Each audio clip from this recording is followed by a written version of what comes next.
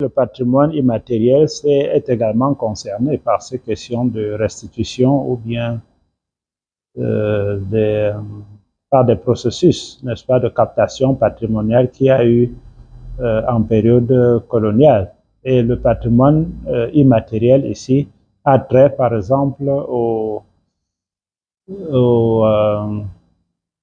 données linguistiques, aux champs, aux données, par exemple, de comptes et tout ça qui était recueilli auprès des populations, mais sans forcément qu'ils sachent les tenants et les aboutissants. Donc, la plupart de ce patrimoine immatériel est stocké également dans des médias divers en Europe, que ce soit des disques, ainsi de suite, dans des musées, et qui peuvent bien sûr faire l'objet, n'est-ce pas, des débats. C'est vrai qu'on a tendance à privilégier le côté matériel et parce qu'on les voit, parce qu'on voit ces objets, mais ce n'est pas un aspect à oublier que cette question du patrimoine immatériel. Et aussi, il faut souligner, tout objet matériel est toujours accompagné aussi d'une dimension immatériel. Et même sur ce plan, on peut bien questionner dans un processus de restitution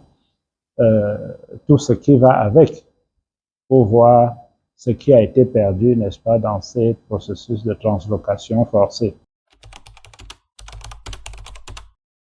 Oui, rendre ce qui est matériel, c'est par exemple le fait de transférer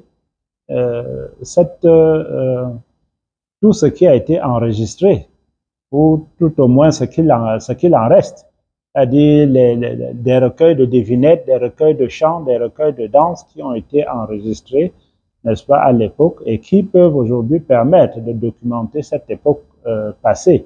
Donc voilà une possibilité.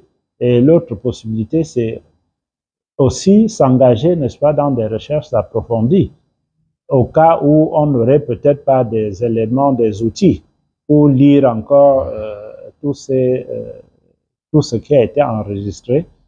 Il peut y avoir des programmes qui accompagnent, n'est-ce pas, des recherches sur le sujet de façon à les conserver dans des supports qui sont de plus en plus accessibles aujourd'hui.